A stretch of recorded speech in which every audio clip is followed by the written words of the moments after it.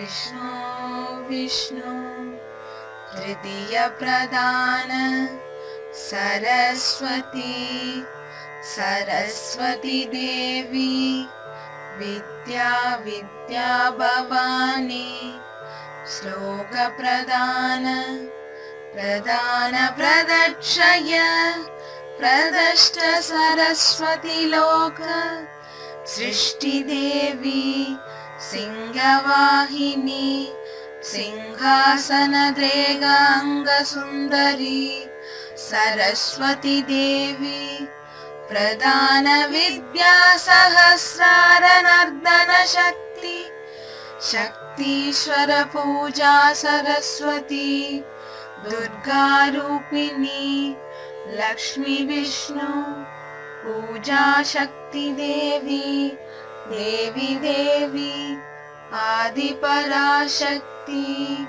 माता पाद नमोस्तुते। ஆக 1/7/2017 ஸ்லோகம் 13 ஆதிபராசக்தி பாகம் 108. இந்த மகா தத்துவத்தில்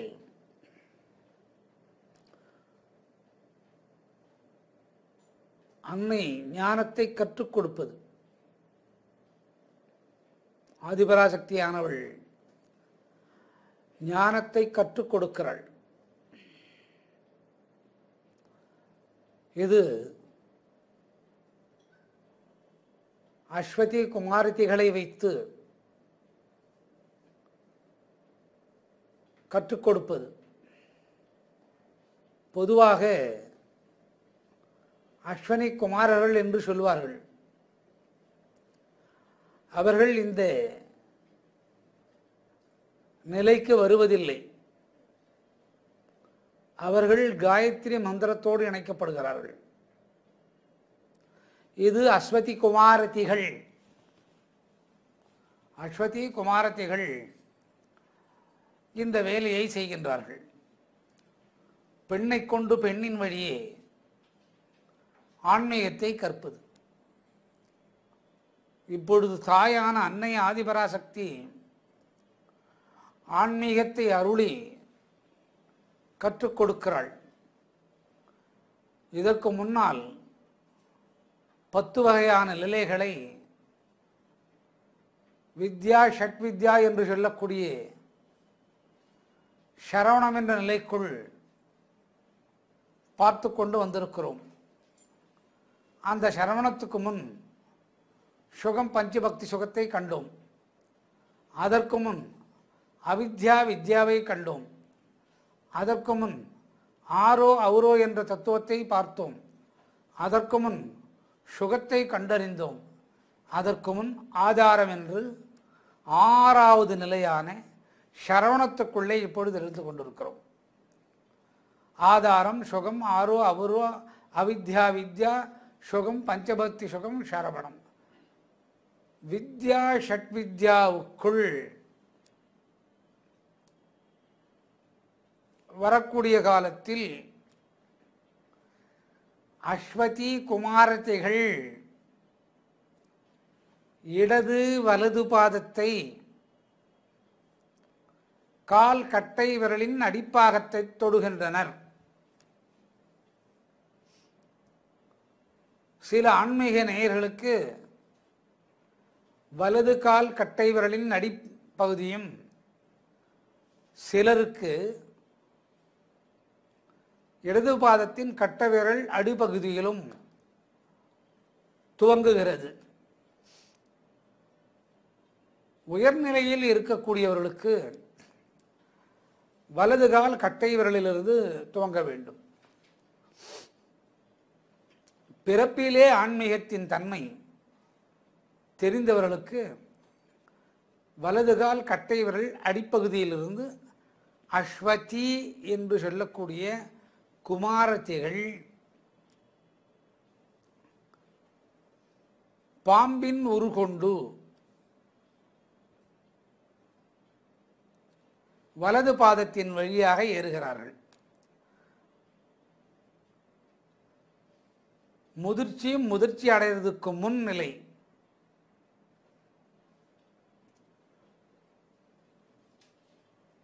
இடைநிலை கடைநிலையில் முதல் நிலை அல்ல.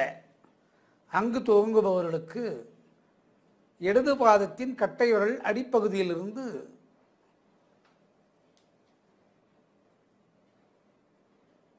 பாம்பு ஊறுவது போல் அஸ்வதி குமாரத்திகள் இந்த காரியத்தை செய்கிறார்கள்.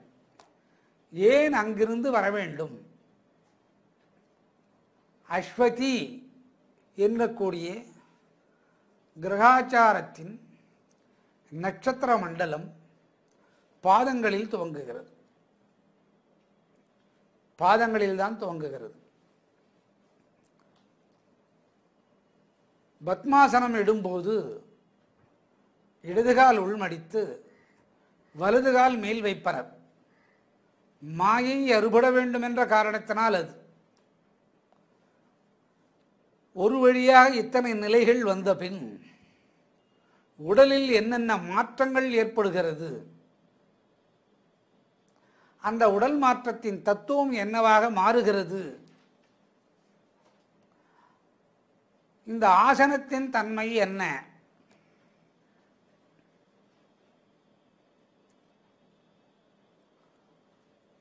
யோக சாதன சூத்திரத்தோடு துவக்கம். மகான்களுக்கு இது தேவையற்றது. உறங்கும் போதே, உறங்கிக் கொண்டிருக்கக்கூடிய காலத்திலேயே அந்த தகவல்கள் மனத்திரையிலே பதியும். வாசனை மூலியமாக உணரும். கண்கள் திறந்து அமர்ந்து கொண்டிருக்கும் போதே இந்த விசித்திரமான நிகழ்ச்சிகளும் செய்திகளும் அந்த மகாமனிதனுக்கு வரும். சாமானிய மக்களுக்கு இது விசேஷமானது, சாதாரண மக்களுக்கு இது கிடைக்காது. ஆகவே யோக சாஸ்திரம் என்று சொல்லக்கூடிய பதாஞ்சலி சூத்திரத்தின் தத்துவம் இங்கு என்னால் உங்களுக்கு சொல்லி கொடுக்க முடியும் என்று அன்னை ஆதிபராசக்தி சொல்கிறாள். இது அடிப்படையே பெண்களுக்கு தேவையற்றது. அடிப்படையே பெண்களுக்கு இந்த நிலை தேவையற்றது. மனதால் அவர்கள் கற்பை கற்பித்து மற்றவர்களுக்கு கொடுப்பவர்கள். மனதால் கற்பை கற்பித்து மற்றவர்களுக்கு கொடுப்பவர்கள். உடலால் உள்ள கற்பை விட மனதால் மனதை கொண்டு மனது வழியே கற்பை மற்றவர்களுக்கு சொல்லிக் கொடுப்பவர்கள். ஒரு பெண்ணுக்கு பெண், ஒரு பெண் ஆணுக்கும் அந்த உபச்சாரமான தத்துவத்தை சொல்லக்கூடிய தகுதி பெண்கள் உடலிலே உண்டு. அந்த நிலைக்கு தள்ளப்படும் போது அஸ்வதி குமாரத்திகள் நிலை தள்ளக்கூடிய காலத்தில்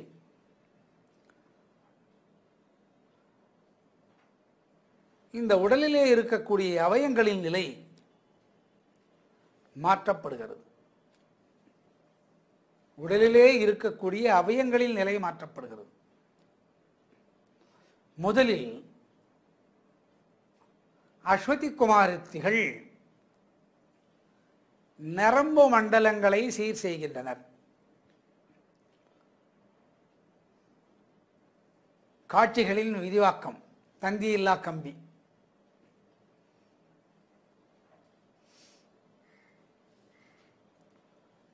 தந்தியில்லா கம்பி.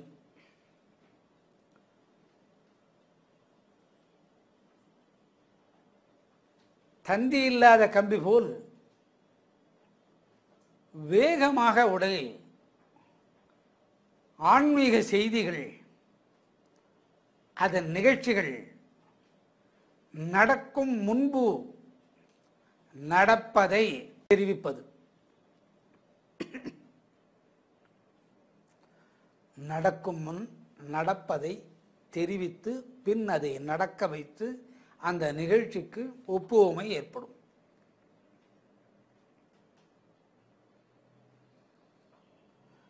ஒரு மனிதன் எதனால் எப்படி பாதிக்கப்பட்டிருக்கிறான், இந்த பாதிப்புக்கு மூல காரணம் மாயை. மாயால் இந்த உடல் இயங்குகிறது. மாயை இல்லாவிட்டால் இயங்காதா? மாயை இல்லாவிட்டால் இயங்காது. மாயையன் மாயையோடு ஏன் இயங்க வேண்டும்? அனைத்து மக்களின் உடலில் கண் அதனுடைய பார்வையை செய்கிறது. காது கேடும் தன்மையை அடைந்திருக்கிறது. மூக்கு நுகரும் தன்மை, நாக்கு வாய் ருசிக்கும் தன்மை, மலம் கழிக்க நேரம் வரும்போது கழிக்கும் தன்மை, சிறுநீர் வெளியேறும்போது வெளியேறும் தன்மை. இந்த 5 அவயங்கள் அதனுடைய வேலைகளை அனிச்சை இச்சை செயலாக செய்கிறது. தானாக இயங்குவது, ஆசைப்படுத்தி கொண்டு இயங்குவது.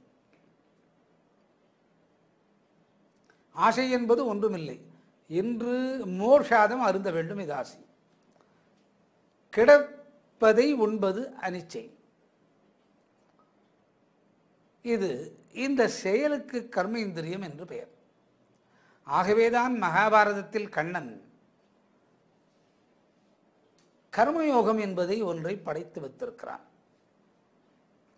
இதைத்தான் அன்னை பகர்கின்றாள். ஓம் விஷ்ணு விஷ்ணு திருத்திய பிரதான சரஸ்வதி சரஸ்வதி தேவி வித்யா வித்யா பவானே ஸ்லோக பிரதான பிரதான பிரதட்ச பிரதிஷ்ட சரஸ்வதி லோகே சிஷ்டி தேவி சிங்கவாகினி சிங்காசன திரேக அங்க சுந்தரி சரஸ்வதி தேவி பிரதான வித்யா சகசிரார நர்த்தன சக்தி சக்தீஸ்வர பூஜா சரஸ்வதி துர்கா ரூபிணி லக்ஷ்மி விஷ்ணு பூஜா சக்தி தேவி தேவி தேவி ஆதிபராசக்தி மாதா பாத நமஸ்துதி. இந்த உலகம் இயங்குவது, இந்த உலகத்தின் பரிமாற்றம் வலப்புறமாக இயங்குவது உண்மையில் பார்க்கின் இடதுபுறமாக இயக்க வேண்டும். இடதுபுறமாக இயங்குவதில்லை. காரணம், அனைத்துமே பெண் தன்மை. பெண் தன்மையானால் இடது பக்கம்தான் சுழல வேண்டும். ஆனால் உலகத்தின் சுழற்சி வலது பக்கமாக சுழல்கிறது. 100, 99, 98, 97, 96 என்று வர வேண்டும். கணிதத்திற்கு இது சரியாக வராது. 1 முதல் துவங்கி 100 வரை வலது பக்கமாகத்தான் வருகிறது. ஆனால் ஞானத்தை கற்பிக்கக்கூடியவள் பெண் தேவதை. பெண் தேவதை என்பதால் இடது பக்கமாகத்தான் வர வேண்டும். ஆணின் உற்பத்தவம் இருப்பதால் ஆணுக்கு முதல் தன்மையை கொடுத்து, ஏனென்றால் பெண்ணின் உடலிலே அனைத்து அம்சமான ஞான மார்க்கத்தின் தன்மை உடலுக்குள்ளே உண்டு. இந்த தன்மையின் குறைபாடு ஆண் உடலுக்குள் இயற்கையாக அமைக்கப்பட்டிருக்கிறது. ஆகவே இந்த அனைத்து சூத்திரத்தையும் வலது பக்கமாக இட்டு செல்கிறாள். அப்பொழுது இந்த கர்மேந்திரியங்கள் என்று சொல்லக்கூடிய புற உலகின் ஆசையை மாயை என்னும் கப்பல் சுமந்து செல்கிறது. மாயைதான் கர்மேந்திரத்தை இயக்கிறது. இந்த மாயைக்குள் கட்டுப்படும் மனதை கட்டுப்பாட்டுக்குள் கொண்டு வருவதற்கு இதற்கு முன்னே 10 உபாயங்கள் சொல்லப்பட்டிருக்கிறது. அந்த ஒவ்வொரு உபாயமும் விளக்கமாக சொல்லப்பட்டிருக்கிறது. 11வது உபாயத்தில்தான் அன்னை ஞானத்தை மாணாக்கனாக்கி தாயாக இருந்து ஆசிரியையாக இருந்து இதை கற்றுக் கொடுக்கிறாள். கற்றுக் கொடுக்கும் முன் அனைத்து ரோமக்கால்கள் வழியாக அவள் உள்நுழைகிறாள். அனைத்து ரோமக்கால்கள் வழியாக அவள் உள்நுழைகிறாள். நுழையும் போது சராசரி மக்களுக்கு அஸ்வதி குமாரதிகளை இடது பாதத்தில் வைத்து கட்டையரலில் கீழ்ப்பகுதியில் ஷர்பத்தின் உரு கொண்டு உள் நுழைகிறாள். அனைத்து நரம்புகளிலும் ரோமக்காலின் அளவுக்குள்ள நரம்புகளிலும் நுழைகிறாள். அப்பொழுது இரத்தம் சுத்திகரிக்கப்படுகிறது. அந்த இரத்தத்தின் சுத்திகரிப்பை டயாலிசிஸ் என்று சொல்வார்கள். ஏக காலத்திலே ஒரு நொடியில் உடலை சுற்றி 8 முறை இரத்தத்தை சீர் செய்கிறாள்.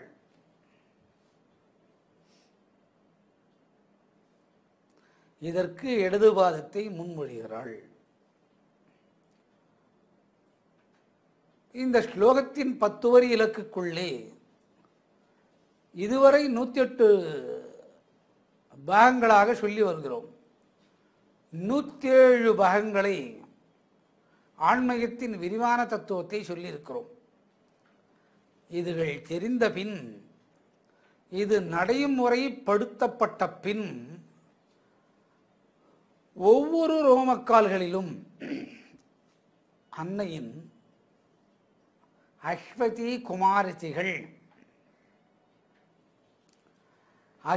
குமாரதிகள் உள் நுழைவது நமக்கு தெரியும். இந்த சாதாரண கண் அன்னையின் உருவத்தை காணும் தத்துவம் பெறுகிறது.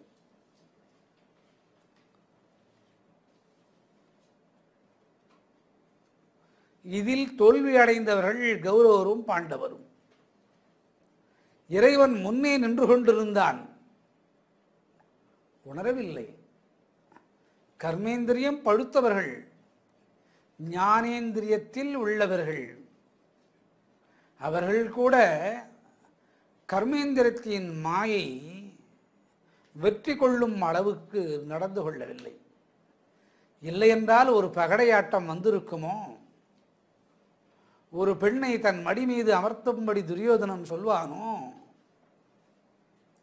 துச்சாதனன் அந்த சேலையை பிடித்து இழுப்பானோ? ஒரு நிமிடம் கண்ணனை மறந்தது ஐவர். பகடைக்கு முன் கண்ணனை நினைத்திருந்தால் கர்மேந்திரியத்தின் மாயாநிலை.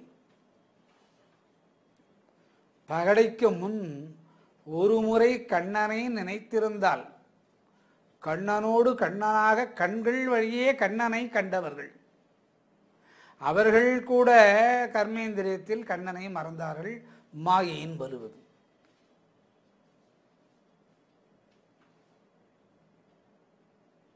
திரௌபதி சபதமாகிவிட்டது.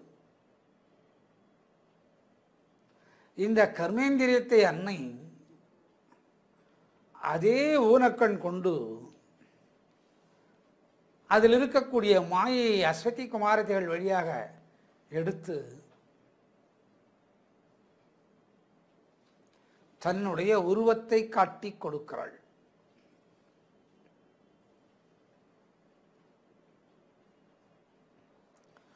அப்பொழுது உன்னுடைய உருவமும் தென்படுகிறது. 2 in 1.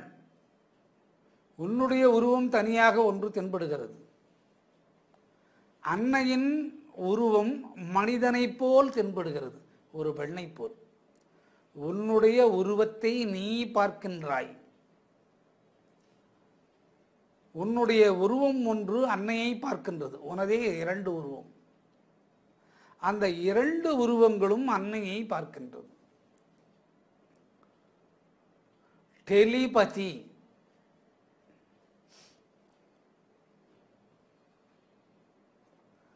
அன்னையை பார்த்த கண்கள் ஸ்தூலமான இந்த உடல் திரேகத்துக்கு உன்னை போல் உள்ள ஒரு உருவம் அனுப்பி வைக்கிறது.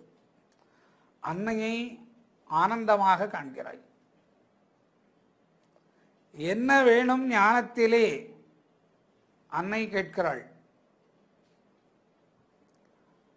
பக்தன் கேட்கிறான் அங்கே சென்று, உன்னுடைய அழகை காண வேண்டும்.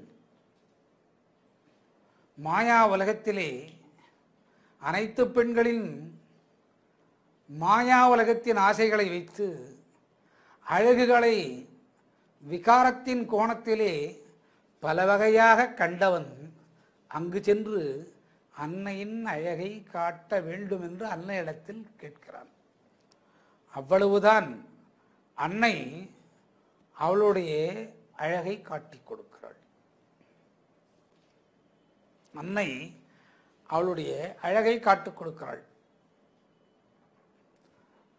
பார்ப்பவன் ஆண், அவனுக்கு ஒரு குறை. இந்த அழகை ரசிக்க வேண்டும் எனில் நாமும் ஒரு பெண்ணாக இருந்திருந்தால் இந்த அழகை ரசிக்க முடியும் என்று நினைக்கிறான். பெண்ணே வேண்டாம் என்றும் பெண்ணினத்தை குறை கூறியவனும் மனைவி ஒரு பெண்ணாக இருந்து அவளிடத்திலே கூடி மகப்பேறு பெற்றவன் கூட வேண்டாம் என்ற பெண்ணினமே அங்கு சென்று இந்த பெண்ணை ரசிப்பதற்கு ஒரு பெண்ணாக இருக்க வேண்டும். இங்குதான் பாடம் துவங்குகிறது. இப்பொழுது நான் ஆணாக இருக்கின்றேனே, உன்னுடைய அழகை காட்டிவிட்டாயே, உலகம் எனக்கு தேவையில்லை, நீ எங்கோ ஒரு இருளில் அமர்ந்திருந்தனையே, பிரளயத்திற்கு பின் நீர்நிலைக்குள்ளே அமர்ந்து உன் கண்ணிமைகளை மூடி உன்னுடைய கண்ணிமைக்குள்ளே இருக்கக்கூடிய ரோமக்கால்களையும் காட்டி கொடுத்தனையே, அதுபோன்ற அன்னையானவள் இப்பொழுது உன்னுடைய அழகை காட்டி கொடுக்கிறாய்.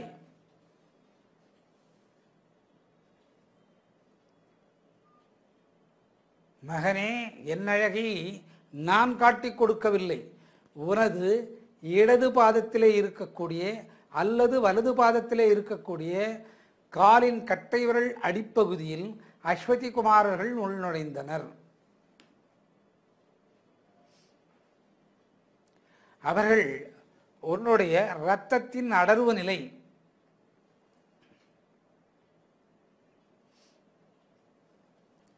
இரத்தத்தின் அடர்வு நிலை சீர் செய்தனர். அது சீர் செய்த போது உன்னுடைய உருவம் இரண்டாக பிரிந்தது. உன் உருவத்தை நீ காண்கிறாய், உன் உருவத்தை நீ காண்கிறாய். அதுபோன்ற உன்னுடைய உருவமே மற்றொன்று அன்னையை நோக்கி அழகை பார்த்து உன்னுடைய உருவமே ரசித்து அந்த இரண்டாவது உருவமான உன்னுடையது உன்னுடைய மூல உருவத்திற்கு அனுப்புகிறது. நீ ஆனந்தப்பட்டனை.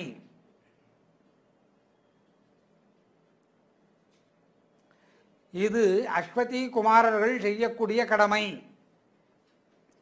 இதைத்தான் யோக சாஸ்திரத்திலே அமர்ந்திருந்து குண்டலினி என்ற நாகப்பாம்புதனை கிளப்பி எடுப்பது என்று சொல்கிறார்கள். அவ்வளவு தேவையில்லை மகனே என்கிறாள். புருவ மத்தியில் ஏதோ இருக்கின்றதாம், ஒன்றும் தேவையில்லை. கண்ணன் வாழ்ந்த காலத்திலே கோடி மக்களுக்கு தன்னுடைய உருவத்தை காட்டி கொடுத்தான். யாராவது அதை அறிந்து கொண்டனரா? மக்களோடு மக்களாக இருந்தான். போர்க்களத்திற்கு சென்று பானத்தை தடுத்து நிறுத்தினான். சூரியனை மறைக்கச் செய்தான்.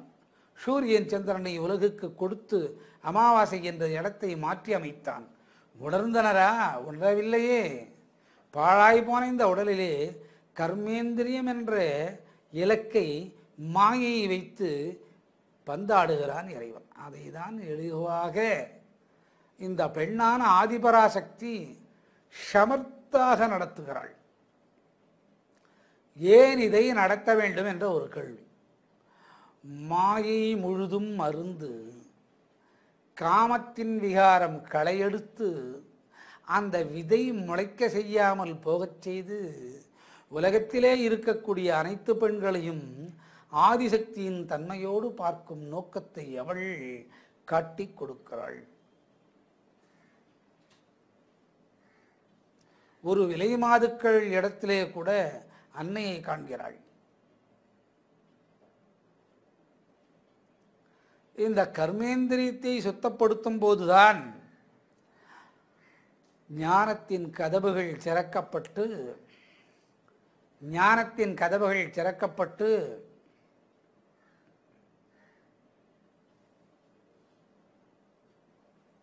அவளுடைய அழகான மெய்யான உருவம் தென்படுகிறது.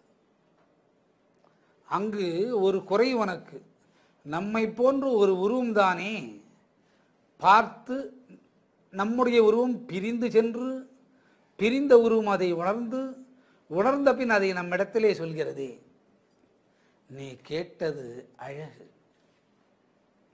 நீ கேட்டது அழகு.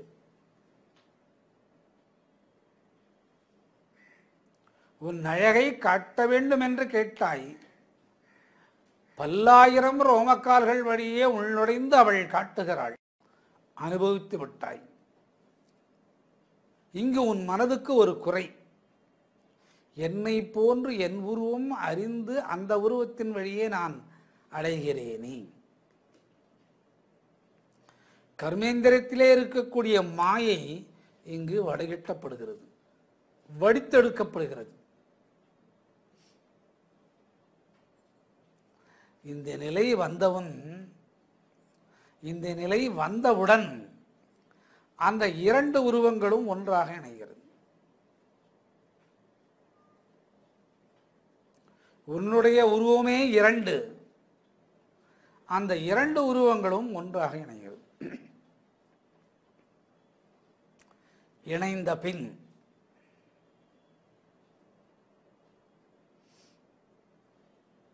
அவளுடைய பேரழகை காட்டுகிறாள்.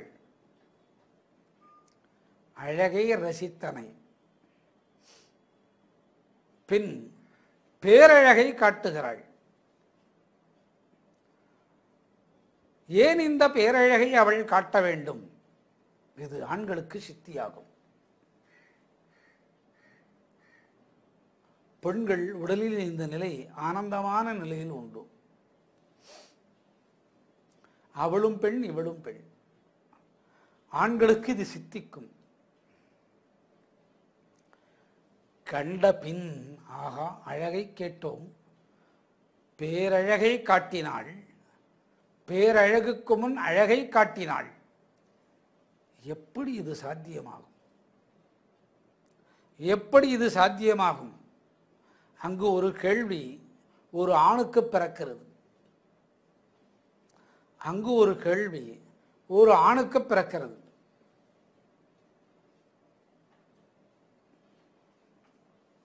என்னவென்று பிறக்கிறது? பாழாய் போன இந்த ஜென்மத்தை ஆண் என்று ஒரு பிணத்திரேகமாக எடுத்தோமே, ஆண் என்று ஒரு பிணதிரேகமாக எடுத்தோமே என்று கேட்கிறது. பால் நீர், நீர் பால், தண்ணீரும் பாலும், பாலும் தண்ணீரும். இந்த தண்ணீர் என்பது தன்னை ஆணாக நினைத்து கொண்டு புலம்புகிறது. அப்பொழுது அன்னை பாடம் நடத்துகிறாள். மகனே, நீ எங்கெங்கு பிறந்தனை என்பதை பாரும். யார் யார் உனக்கு அன்னை என்பது பாரும். யார் யார் உனக்கு தந்தை என்பது பாரும். எங்கெங்கு நீ பெண்ணாக பிறந்திருக்கிறாய் என்பதை பாரும்.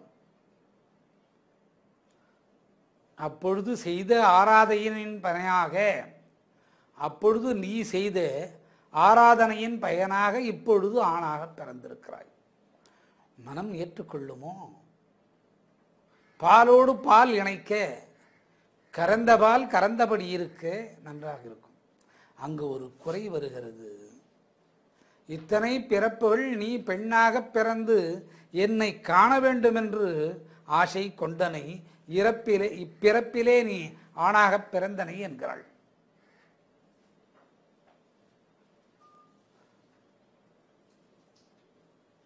கர்மேந்திரியம் சற்று தெளிந்த பின் இங்கு ஒரு கேள்வி பிறக்கும். இது போன்ற காட்சிகளை கண்ட பின் இல்லற சுகம் காண முடியுமா? இல்லற சுகம் காண முடியும். இல்லறத்திற்கும் ஞானத்திற்கும் சம்பந்தமே இல்லை என்பீர். உண்டு. ராமன் லவனை பெற்றான், குசனை பெற்றான். தெய்வம்தான். லவனோ குசனோ பெற்றது என் பிழை என்று யாரும் செல்லவில்லை. லவனையும் குசனையும் பெற்றது தவறு என்று எந்த மக்களும் செல்லவில்லை. ஆனால் ராமனின் தோற்றம் அவனை தெய்வமாக ஏற்றுக்கொள்ளும் தன்மைக்கு பக்குவப்பட்ட மனது வந்துவிட்டது அவருடைய பக்தர்களுக்கு. சீதா பிராட்டியை தாய் என்று எடுத்துக்கொண்டனர். சரி, அதை விட்டு தள்ளும். சராசரி மனிதனுக்கு இது சாத்தியமாகுமா? கற்ற பாடம் மறந்து போகாது.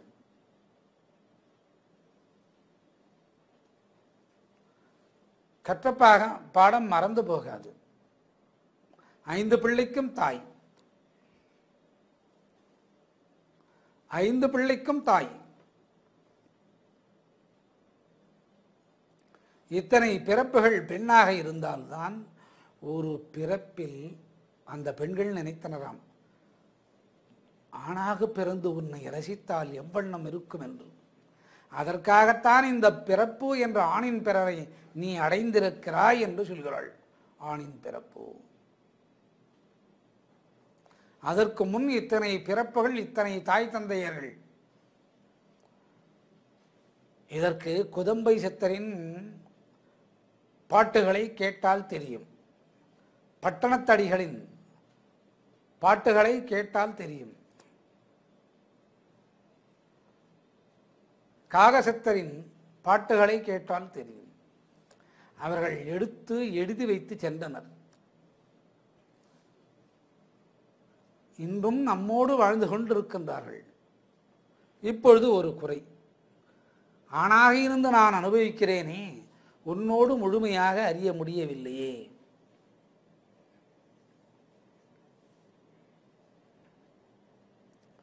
இதோ பார், நான் உன் உடலுக்குள்ளே இறங்குகிறேன்.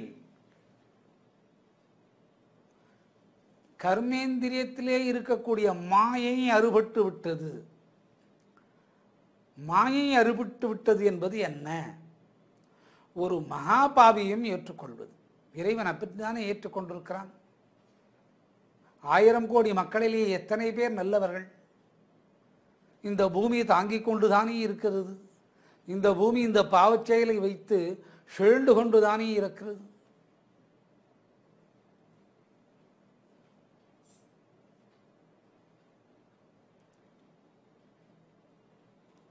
ஆகவே அவள் உள்ளிறங்குகிறாள். உள்ளிறங்கும் போது அவனுடைய தோற்றம் அனைத்தும் பெண்ணாக மாற்றப்படுகிறது. அவனுடைய தோற்றம் அனைத்தும் பெண்ணாக மாற்றப்படுகிறது. அவனுடைய உடல்வாகுகள் அனைத்தும் பெண்ணாக மாற்றப்படுகிறது. பெண்ணின் மார்பகங்கள் உருவாகிறது. ஆண்குறி மறைந்து அந்த இடத்திலே பெண்குறி மலர்கிறது. பெண்ணின் தன்மையோடு மலர்கூந்தல் தைக்கும் கூந்தலும் வளர்கிறது. பால் நீரோடு கலந்தது சென்று பாலோடு கலந்த தன்மை. அஸ்வதி குமாரிகள் உடன் வருகிறார்கள் நரம்ப மண்டலத்திலே. எத்தனை ஆனந்தம் இது! அதற்கு எதற்காக பிறப்பின் தன்மையிலிருந்து வர வேண்டும்? பிறப்பின் தன்மையில் வரும் கூடிய காலத்தில் 10 நிலைகள் கடந்து 11வது நிலைக்கு வரும்போது கர்மேந்திரியத்தில் இருக்கக்கூடிய மாயை என்ற விகார சக்தி எப்படி அழிந்து போகிறது. நான் ஒரு ஞானியாவேன், அந்த நினைவு அழிகிறது. நான் ஒரு மகாபுருஷனாவேன், அந்த நினைவு அழியப்படுகிறது. நான் அன்னையின் உயிர்.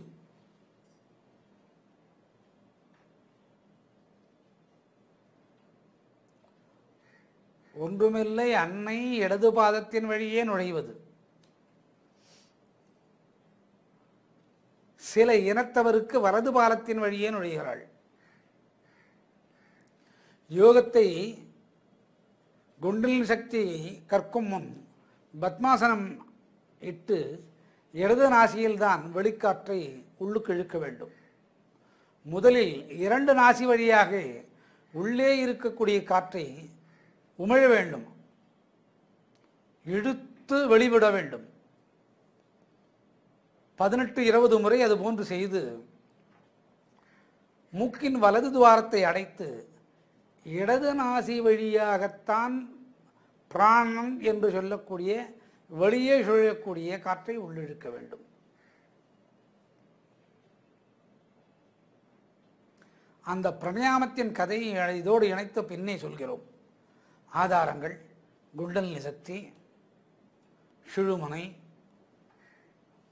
இதுகள் என்னென்னமாக 6 நிலைகளாக மாற்றப்படுகிறது.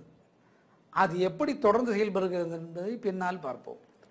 ஆனால் இந்த 10 வரி இலக்குகள் 1 முதல் துவங்கி 107 பாகங்கள் முடித்து அதன் பொருளை தெரிந்து இந்த ஸ்லோகத்தினை பாராயணம் செய்யக்கூடிய காலத்தில் இந்த தத்துவார்த்தம் நடக்கின்றது. நேற்றைய வெள்ளி ஒரு திருக்கோயிலிருந்து வந்து கொண்டிருக்கிறேன். சற்று உருக்கம் வருவது போல் ஒரு தன்மை. அந்த தன்மையை அடைந்தவுடன் உனக்கு முன்னே நான் உன் இல்லத்திற்கு சென்று விட்டேன், உனக்கு முன்னே நான் உன்னுடைய இல்லத்திற்கு சென்று விட்டேன், இந்த இடத்திலே அமர்ந்து கொண்டிருக்கிறேன். நான் என்ன வடிவில் சென்றேன் என்று சொல்கிறாள் என்றால் நாகமாக சென்றிருக்கிறேன் என்கிறாள். அந்த திருக்கோயிலுக்குள்ளிருந்து வெளிவந்து காரில் அமர்ந்து வந்து கொண்டிருக்கிறேன். அவள் சொல்வதும் அவள் ஒரு குழந்தையான வடிவிலே வந்து சொல்வதும் நிச்சத்தமாக தெரிகிறது. அதற்கு முன் நடக்க வேண்டிய சில காரியங்கள் ஆனந்தமாக முடிந்து நிறைவேறியது. ஆனந்தமாக முடிந்து நிறைவேறியது. எங்கு அமர்ந்திருக்கிறேன் என்பதை சொல்கிறாள். யோகமில்லை, சித்தாந்தமில்லை, ஜபமில்லை, தியானமில்லை. இந்த 10 ஆதாரங்களை கடந்து வந்தால் இத்தனையான தன்மைகள் அடைகிறது. இது யார் வேண்டுமானாலும் கற்கலாமா? யார் வேண்டுமானாலும் கற்கலாம். அனைவருக்கும் சாதகமா? அனைவருக்கும் சாதகம்.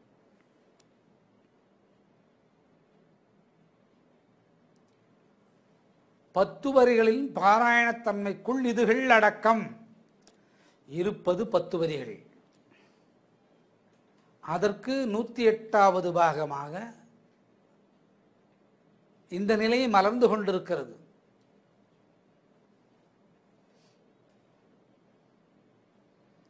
உடலில் இரத்த சுத்திகரிப்பு.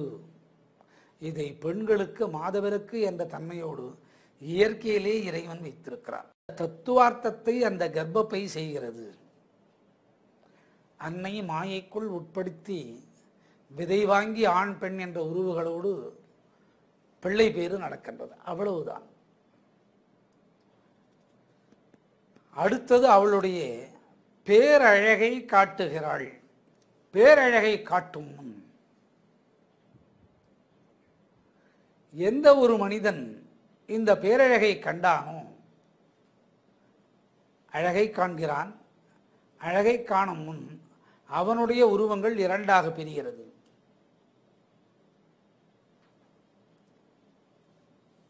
இரண்டாவதான உருவம் அழகை ஒப்பனை வாங்கி முதல் உருவத்தோடு சேர்க்கிறது. அடுத்து இவளுடைய பேரழகை காண வேண்டும் என்று நினைக்கக்கூடிய காலத்தில் அந்த மனிதனுடைய உருவங்கள் 2ம் ஒன்றாக மாறுகிறது. ஓர் உடலாக சேரும் பொழுது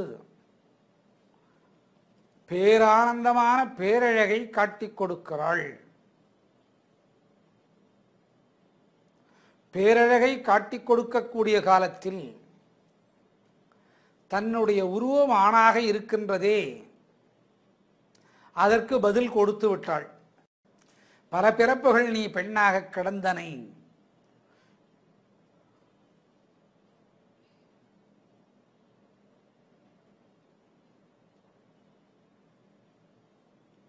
அதாவது பகவானை வேறுபடுத்தி காண்பது, பகவானை வேறுபடுத்தி காண்பது. தான் வேறு, பகவான் வேறு. அழகு காட்டும் முன் இதுதான் அழகு வரை.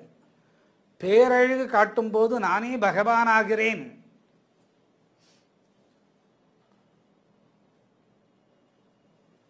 சகுன நிர்குண பிரம்மங்கள்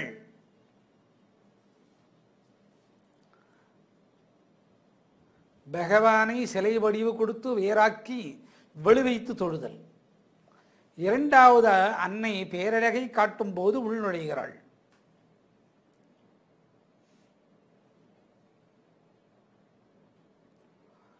அப்பொழுது இவனுடைய தன்மைகள் அனைத்தும் விரிகிறது.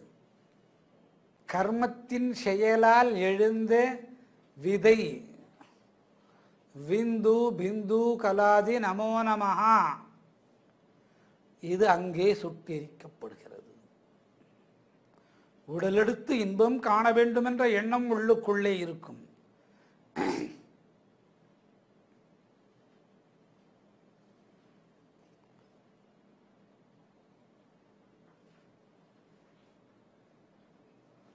ஒரு புலி தன்னுடைய குட்டிகளை சுமந்து செல்கிறது. அதனுடைய பல் அந்த குட்டியின் உடலிலே பதிவதில்லை, இரத்தம் வருவதில்லை. அந்த புலிக்குட்டி கூட இறைச்சியால் தான் ஆகப்பட்டது. தோல் இறைச்சி, இரத்தம் அதனுடைய உடலிலே இருக்கின்றது. அதே குட்டியான ஆட்டுக்குட்டி கிடைத்தால் உண்டுவிடும். ஐந்தாவது அறிவுக்கே இந்த பகுத்தறிவின் தன்மை இறைவன் கொடுத்திருக்கிறான். வேறுபடுத்தி காண்கிறது. அதுபோன்று விகாரத்தின் காமத்தின் ஆசையை மனிதன் பிறந்தபோது மனதுக்குள் இருக்கும். அவரை போல் ஆக வேண்டும், அது ஒரு ஆசை. இவரை போல் படிக்க வேண்டும், இது ஒரு ஆசை. உடலின்பம் கண்டும் காணவில்லையே, அது ஒரு ஆசை. பிறப்புகளை இந்த உடலால் நிகழ்த்தவில்லையே, அது ஒரு ஆசை. உடலின்பம் காணும் தன்மை பெறவில்லையே, அது ஒரு ஆசை. உடலின்பத்தை விட்டுவிட முடியவில்லையே, அது ஒரு ஆசை.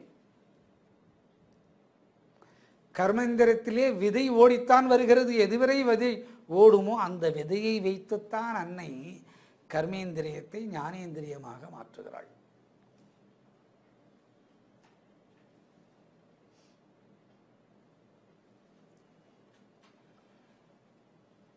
கண்டுவிட்டான் மனிதன், இது எங்கிருந்து துவங்கியது, எப்படி துவங்கியது. அன்னையை காணும் போதே இந்த ஆராதனை சிந்தனை வளர்கிறது. இதுதான் பக்தி. மலரிடுகிறோம், மந்திரமாக செல்கிறது. மந்திரத்தை சொல்கிறோம், மலராக செல்கிறது.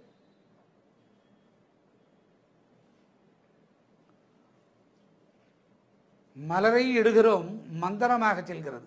ஓம் நமோ நாராயணாய நமஹா. மலரிட்டோம், ஓம் நமோ நாராயணா ஐயே நமஹா என்று செல்கிறது. ஓம் நமோ நாராயணாய நமஹா என்று சொல்கிறோம், மலராக செல்கிறது. மலர் காலையில் பூத்து மாலையில் மடிந்து போகிறது. மறுநாள் அதை குப்பைக்குத்தான் எடுத்து செல்கிறோம்.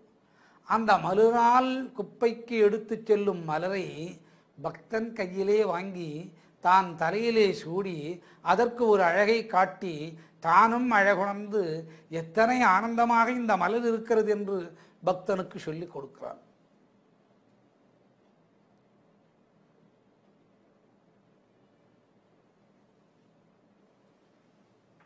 வாடாத மலராக பாமாலை சூட்டினாள் ஆண்டாள். திருவரங்கன் மேலே வைத்தான். அவள் கூட பெண்ணாக இருந்து தான் நுகர்ந்தாள். இங்கு ஆணுக்கு பாடம். இங்கு யாருக்கு பாடம்? ஆணுக்கு பாடம்.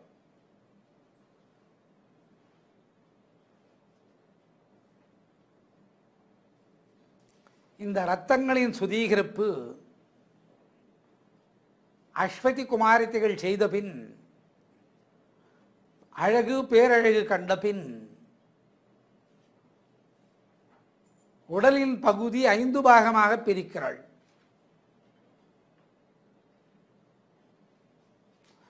உடலின் பகுதியை 5 பாகமாக பிரிக்கிறாள். பாதம் முதல்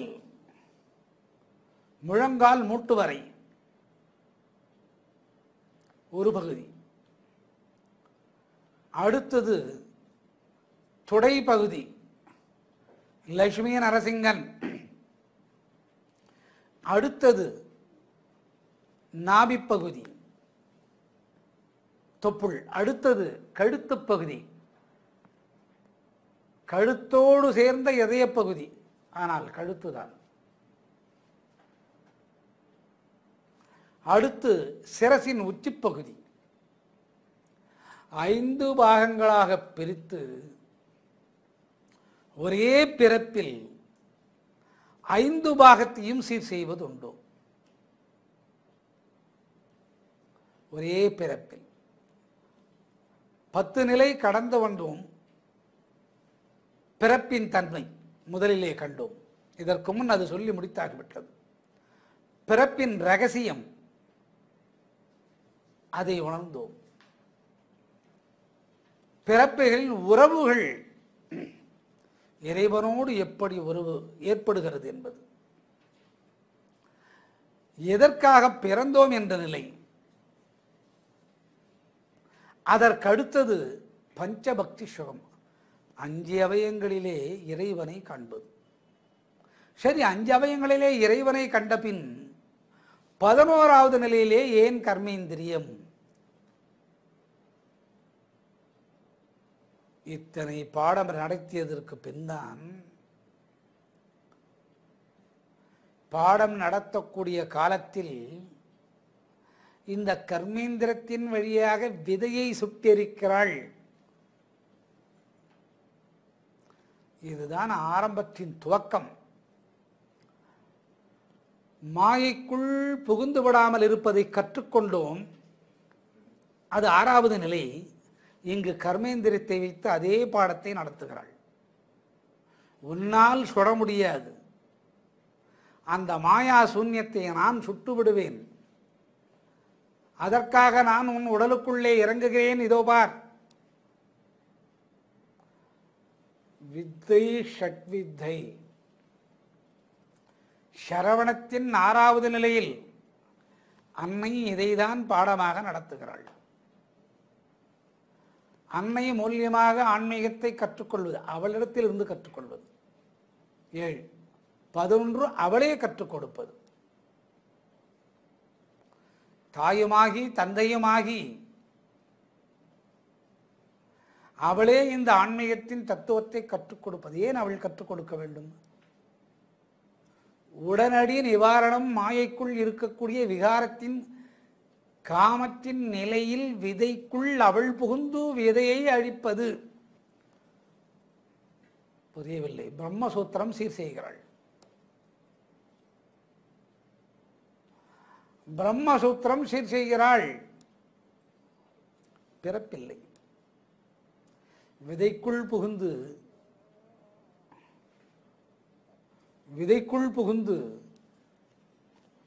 விதையை அவள் கண்களால் சுட்டெரித்து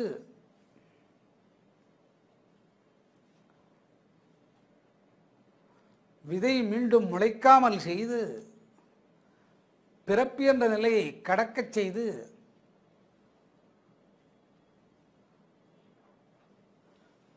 பிரம்மத்தின் சுருதியை இங்கே சீர் செய்கிறாள். பிரம்மத்தின் சூழ்ச்சியை இங்கே சீர் செய்கிறாள். திருத்திய பிரதான சரஸ்வதி தேவி இவள் படிப்பதற்காக வந்தவள் அல்ல. இந்த கல்வியை கற்றுக் கொடுக்கிறாள். எந்த கல்வி? ஞானத்தின் கல்வி. இப்பொழுது விதைக்குள் விதை சுட்டெரிக்கப்பட்டது.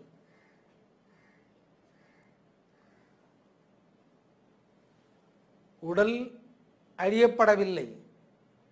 உடலுக்குள்ளே இருக்கக்கூடிய விதை சுட்டெரிக்கப்படுகிறது. இரத்தத்தின் அடர்வு நிலை எப்பொழுதும் மாறாது. ஏன் மாறாது? அவளுடைய பேரழகுத்தன்மையை கண்டு நீ பெண்ணாகி உன் உடல் அமைப்புகள் பெண்ணாக மாறி நீ ஆண் என்பதை மறந்து அவளை ரசித்த பின், எப்பொழுது ரசிக்கிறாய்? உன் உருவம் இரண்டாக பிரிந்து மீண்டும் ஒன்றாக வந்து மீண்டும் அது பெண்ணிலை அடைந்த போது இந்த ரசனை உனக்கு வருகிறது. பெண்ணாக பிறப்பது எத்தனை ஆனந்தம் என்பதை பார். பெண்ணாக பிறப்பது எத்தனை ஆனந்தம் என்பதை பார். 5 பெண்கள் ஓஹோ என்று வாழ்கிறார்கள். ஆஹா, என்ன ஆனந்தம் அந்த வீட்டுக்குள்ளே! எத்தனை ஆனந்தம் அந்த வீட்டிற்குள்ளே! அதுபோன்று அந்த பஞ்சேந்திரியங்களும் அன்னையோடு அன்னையாக மாறி பெண் தன்மை அடைவது. இதற்கு முன் நாம் கற்றோம், அவளோடு அவள் வழியாக இருந்து ஆயுளை கூட்டிக் கொள்வது. அதற்கு தகுந்த உணவுகள் உண்ண வேண்டுமே, அவளே உணவளிப்பது. அன்னையோடு கூடி விளையாடுவது, காமத்தின் நிலை அருந்துபடுதல். அன்னை ஞானத்தை கற்றுக் கொடுப்பது 11வது லிகிதம்.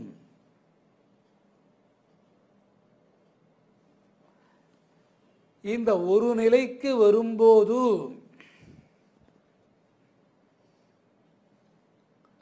காரியத்தின் சங்கல்பங்கள் லைன், காரியத்தின் சங்கல்பம் சுதீகரிக்கப்படுகிறது.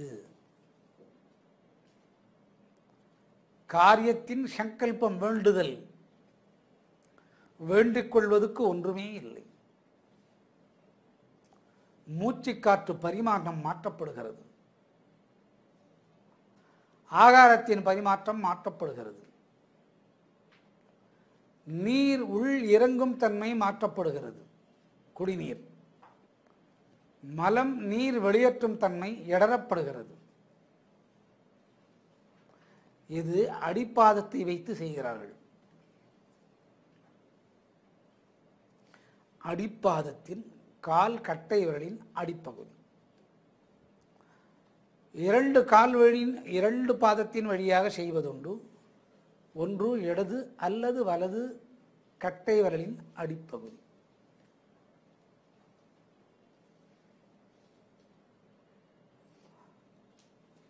இந்த நிலை இத்தனை பாடங்கள் உணர்ந்த பின் எப்படி செய்கிறாள்? உருவத்தை எப்படி காட்டிக் கொடுக்கிறாள்? ஏன் முன்னே இதை செய்து விடலாமே என்று ஒரு கேள்வி இருக்கும். உண்மைதான். அந்த ஆனந்தத்தின் பேரழகை உடல் ஏற்றுக்கொள்ளாது. மாயை தானே. நான் பிறந்து மறுபடியும் மாயை ஏற்றுக்கொள்கிறேன், வாழ்கிறேன் என்று உயிரை விட்டு உடல் தள்ளி போகும். உடலை விட்டு உயிர் தள்ளி போகும். உயிரை விட்டு உடல் தள்ளி போகும். ஆகவே இத்தனை பாடங்களை அன்னை நடத்திய பின் தானே முன்று ஞானத்தை கற்பித்துக் கொடுக்கிறாள். தானே முன்னின்று ஞானத்தை கற்பித்துக் கொடுக்கிறாள். எத்தனை ஆனந்தம்! அதனால்தான் ஒரு பெண் வழியாக ஞானத்தை கற்றுக்கொள்ளுதல், அக்குபஞ்சர் நிலை.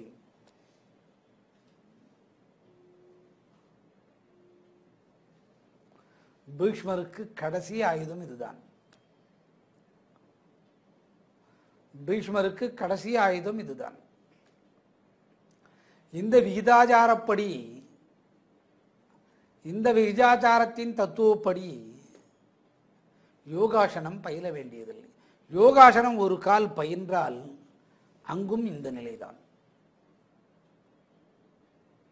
யோகாசனம் ஒரு கால் பயின்றால் அங்கும் இந்த நிலை.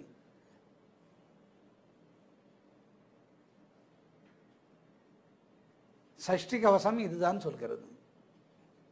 அனைத்து இதிகாச புராணங்களும் அதனுடைய தோத்திர மாலைகளும் இதைத்தான் சொல்கிறது.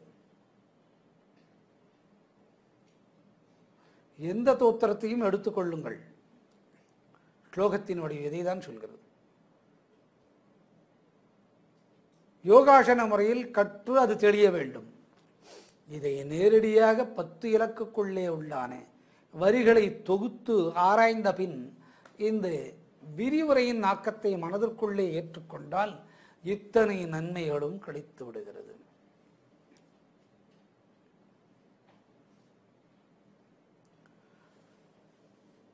ஐந்து பாகங்களில் பாதத்தின் பாகத்தில் செய்கிறாள். அனைத்து இடங்களையும் இரத்தத்தை வேகமாக ஓட்டுக்கொள்கிறாள். ஒரு நொடியில் 8 ரவுண்ட், 8 சுற்று சுற்றி வருகிறது. எத்தனை வேகம் இருக்க வேண்டும்?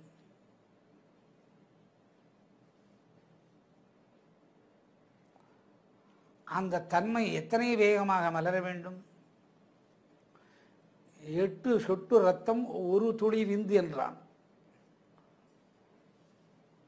எத்தனை வேகமாக அந்த உடலிலே இருக்கக்கூடிய இரத்தங்கள் சுத்திகரிக்கப்பட வேண்டும்? இதற்கு அஸ்வதி குமாரதி, அஸ்வதி குமாரர்கள் காயத்ரியோடு இணைக்கப்பட்டிருக்கின்றார்கள். ஆகவேதான் சில கிரகங்கள் ஆணுமல்லாது பெண்ணுமல்லாது அன்னை படைத்திருக்கிறாள். நவகோட்களிலே சில கிரகங்களை ஆணுமல்லாது பெண்ணுமல்லாது அலி என்று சொல்லக்கூடிய தத்துவத்தோடு இணைத்திருக்கிறாள். இது அவளுடைய திருவிளையாடல், நாம் காண முடியாது. விதை சுட்டாகிவிட்டது, உடல் படுத்து விட்டது. அந்த உடலுக்குள்ளே அன்னை புகுந்து கொண்டால் சித்தம் என்ற நிலையை கடந்து விட்டாய்.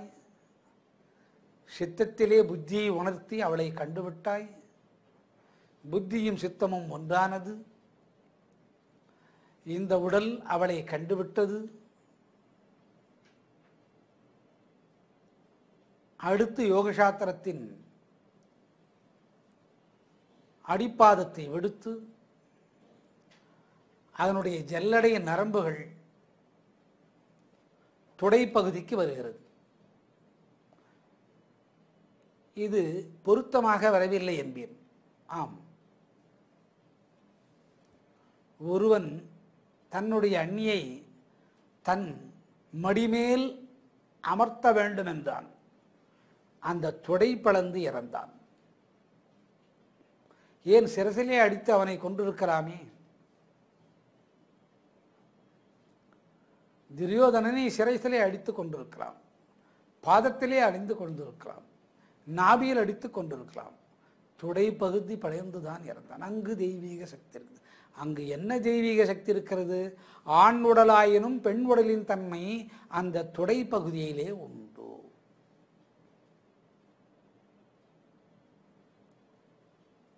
நிதானமாக சிந்தித்து பாரும். அதனால்தான் பத்மாசனம் என்ற ஒன்றை இட்டு, இடம் ஆசனம், பத்மாசனம். அந்த பத்மாசனம் எடும்போது அஸ்வதி குமாரர்கள் குமாரதிகள் பெண்பாலாக வருகின்றனர். தொடை பகுதி அனைத்துமே பெண்மயமாக மாற்றப்படுகிறது. இது ஆணுக்கு.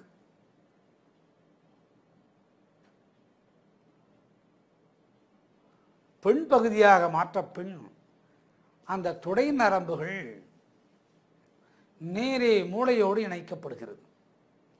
அப்பொழுதுதான் யோகம் சித்தியாகும். அதனால்தான் இந்த உடலை 5 பாகமாக பிரிக்கிறாள். ஏற்றுக்கொள்ளாது, மனம் ஏற்றுக்கொள்ளாது. அடுத்து அவள் உன் மனதை நிர்வாணமாக்கி, மனம் பின் உடலை நிர்வாணமாக்கி பெண்ணின் நிலையை அடைந்து விட்டது. கருணை அப்பொழுதுதான் பிறக்கும். பெண்ணின் நிலையை அடைந்து விட்டது. கருணை அப்பொழுதுதான் பிறக்கும். அன்னபூரணி. உன்னுடைய இறந்த விதைக்கு ஆகுதியாக அன்னபூர்ணி என்பவள் ஆகாரத்தை அளிக்கிறாள்.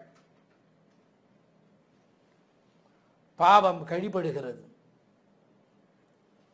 சூலை நோய் ஓடிச் சென்றது, விதை மாண்டே போனது, மாண்ட விதை அக்னி சுரூபமாகிறது, அது ஜோதியின் தன்மையை அடைகிறது.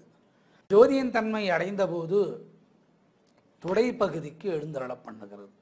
அந்த துடைப்பகுதிக்கு எழுந்தருளிய பின் உன்னை நிர்வாணமாக்குகிறாள், உன் மனதை நிர்வாணமாக்குகிறாள். அவளே இந்த உலகமாக பிரிஞ்சு பிரபஞ்சத்தை நிர்வாணமாக ஆக்கி காட்டிக் கொள்கிறாள்.